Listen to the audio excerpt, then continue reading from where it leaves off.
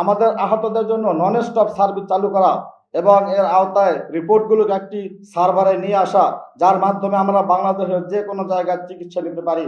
আমার সেই দিনাজপুর, বরিশাল, কক্সবাজার থেকে অনেক আহত ভাইরা ঢাকা আসতে পারে না, তাদের ঢাকা আসার মতো গাড়ি ভাড়া নাই, অনেকে সংসার চলে না।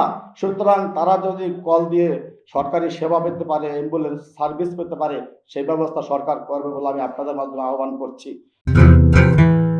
কি চেতনা বিষয় বুঝি বুঝে কিসে।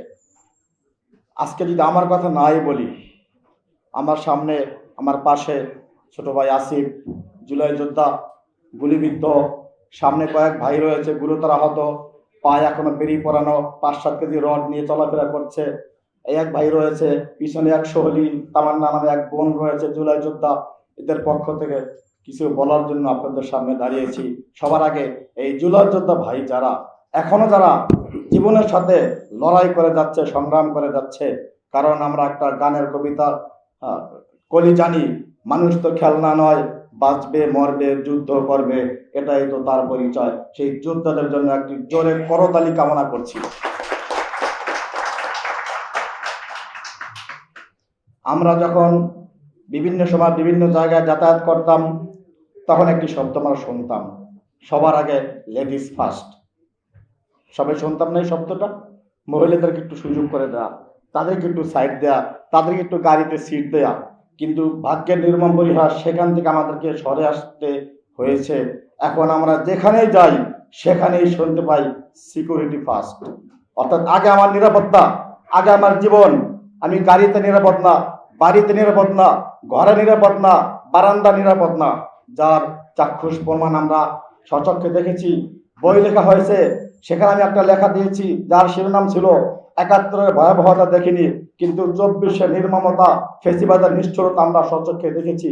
আমি এখনো পায়ের ভিতরে স্নাইপারের 6 ইঞ্চি গুলি নিয়ে আপনাদের সামনে দাঁড়িয়েছি কয়েকটি দুঃখের কথা বলার জন্য।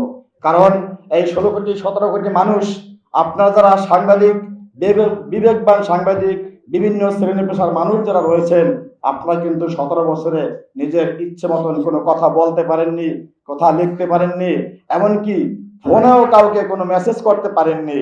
সেই জায়গা থেকে আমরা গুলি খেয়ে, রক্ত দিয়ে আমরা জাতিকে মুক্ত করতে সক্ষম হয়েছি মহান আল্লাহ তাআলার অশেষ রহমতে।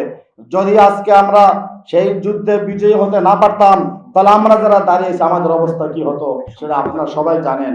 আজকে আমি সেদিকে না যেয়ে আমি শুধু বলবো আমরা যারা জুলাই যোদ্ধারা এখনো জীবনের সাথে যুদ্ধ করে আছি, তারা কিভাবে বেঁচে আছি, তাদের চিকিৎসা, তাদের বেঁচে থাকার অধিকার কোথায় কোথায় বিঘ্নিত হচ্ছে, কয়েকটি বিষয় কথা বলে আমি শেষ করব।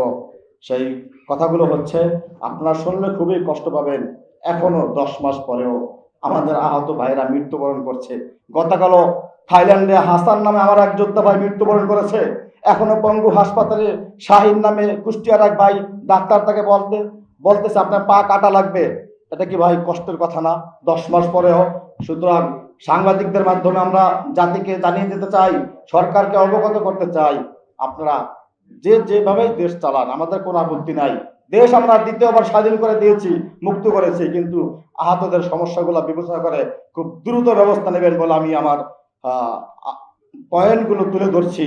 1 নম্বর, আহতদের জন্য স্পেশালিস্ট ডাক্তারদের টিম গঠন করা এবং আহতদের উন্নত চিকিৎসা নিশ্চিত করা এবং তাদের পরামর্শে যাদের দেশের বাইরে উন্নত চিকিৎসা দরকার তাদেরকে একটু দ্রুতই উন্নত চিকিৎসার জন্য বাইরে পাঠানো।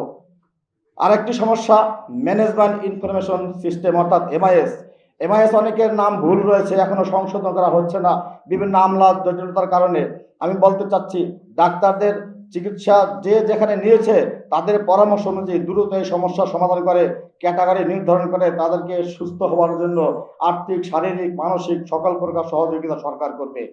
আমাদের 3 নম্বর, আমাদের আহতদের জন্য নন স্টপ সার্ভিস চালু করা এবং এর আওতায় রিপোর্টগুলোকে একটি সার্ভারে নিয়ে আসা, যার মাধ্যমে আমরা বাংলাদেশের যে কোনো জায়গায় চিকিৎসা নিতে পারি।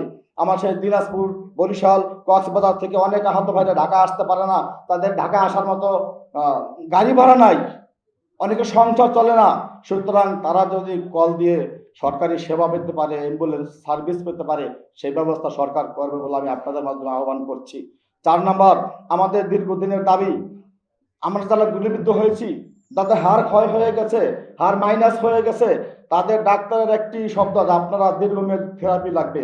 সরকারিভাবে কোনো থেরাপির সেরকম উন্নত ব্যবস্থা নাই, সেই ব্যবস্থা সরকার করবে বলে আমি আশা করছি। 5 নম্বর, আমাদের আহতদের হাসপাতালে এসে প্রতি মাসে ফলো আপের জন্য আসতে হয়, সেক্ষেত্রে আমাদের প্রচুর খরচ হচ্ছে। আমরা চাই দ্রুত নিরসন করে আমাদের জন্য অ্যাম্বুলেন্স সার্ভিস 24 ঘন্টার জন্য চালু করা। 6 নম্বর, দীর্ঘ 16 বছর ফ্যাসিস্ট আমলে হাসপাতালগুলোকে, চিকিৎসা খাতগুলোকে ধ্বংস করে দিয়েছে, কোনো উন্নতি করেনি। এখন উন্নত চিকিৎসা ডাক্তাররা দিতে পারছে না, তারা বিভিন্ন বাহানা দিচ্ছে, মেশিন নাই, ঔষধ নাই, সাপ্লাই নাই ইত্যাদি। এই সমস্যাগুলো দ্রুত সমাধান করা। জুলাই আহতদের নিরাপত্তা নিশ্চিত করা, জুলাই ঘোষণাপত্র দেওয়া এবং জুলাই যোদ্ধাদের সুরক্ষার আইন পাশ করা। 9, আমাদের যাদের হাত পা হারিয়েছি, অত্যন্ত কষ্ট লাগে এই কথাটি বলতে। ডাক্তার আমাকেও বলেছিল আপনার পা কাটা লাগবে, কিন্তু আল্লাহর রহমতে সেই পা নিয়ে আপনাদের সামনে দাঁড়িয়েছি। এরকম অসংখ্য ভাই আছে যারা হাত পা হারিয়েছে, কারো প্রয়োজন হাত পা হারাতে হয়েছে, কাউকে ডাক্তার, আওয়ামী দলকানা ডাক্তার তারা ইচ্ছাকৃতভাবে তাদের পা হাত পা কেটে ফেলেছে। হাত পা কাটার পরেও তাদের জন্য কৃত্রিম কোনো হাত পায়ের ব্যবস্থা সরকারিভাবে এখনো করা হয়নি। আমাদের সেই ব্র্যাকের পিছনে, ব্র্যাক সেন্টারের কাছে যে ধর্ণা ধরতে হয় কৃত্রিম হাত পাওয়ার জন্য। সরকার আশা করি যাদের হাত পা চোখ হারিয়েছে তাদের জন্য সরকারিভাবে হাত পায়ের ব্যবস্থা করবেন কৃত্রিমভাবে। 10 নম্বর, ঢাকা পঙ্গু হাসপাতালে ফিজিওথেরাপি সেন্টার, ঢাকা পঙ্গু হাসপাতাল থেকে শুরু করে বড় বড় হাসপাতাল, বিভাগীয় পর্যায়ে, জেলা পর্যায়ে সকল জায়গায় ফিজিওথেরাপির ব্যবস্থা করা। কারণ ফিজিওথেরাপি নিতে না পারলে সে কখনোই সুস্থভাবে হাঁটতে পারবে না। আরো অনেক কথা আছে, যে কথাগুলো বলতে পারছি না সময় সংক্ষিপ্ততার কারণে। সর্বশেষ আমি বলতে চাই, আজকের একটি তাজা খবর হলো, ভারতে বসে আনন্দ উচ্ছ্বাসিত হচ্ছে, প্রস্তুতি নিচ্ছে পালাতক আওয়ামী কর্মীরা। তারা ভুলে গেছে যেখানে আবু জেহেল সেখানেই কিন্তু ওমর। বাংলাদেশের 22,000 থেকে 50,000 যোদ্ধা আমরা এখনো বেঁচে রয়েছি। আমি বিভিন্ন আহত ভাইদের সাথে, বন্ধুদের সাথে কথা বলেছি, তারা বলেছেন দরকার হলে একটি চোখ দিয়েছি, আর একটি চোখ দেব, একটি পা দিয়েছি, আর একটি পা দেব, তারপরও আমরা ফ্যাসিস্টকে বাংলাদেশে প্রতিষ্ঠা করতে দেব না ইনশাআল্লাহ। অতএব একদম সবশেষ আমি সরকারকে বলতে চাই, সরকারকে দৃষ্টি আকর্ষণ করতে চাই।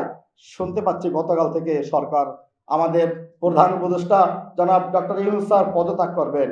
তাকে বুঝতে হবে তার পিছনে কিন্তু রয়েছে 22 থেকে 50,000 আহত যোদ্ধারা, তার পিছনে রয়েছে বাংলাদেশের প্রাণ, বাংলাদেশকে যারা ভালোবাসে, সেনাবাহিনীর সাবেক বর্তমান কর্মকর্তারা, সাংবাদিকরা। সুতরাং ডক্টর ইউনূস স্যারকে ভয় পেলে হবে না, ভয়কে জয় করতে হবে।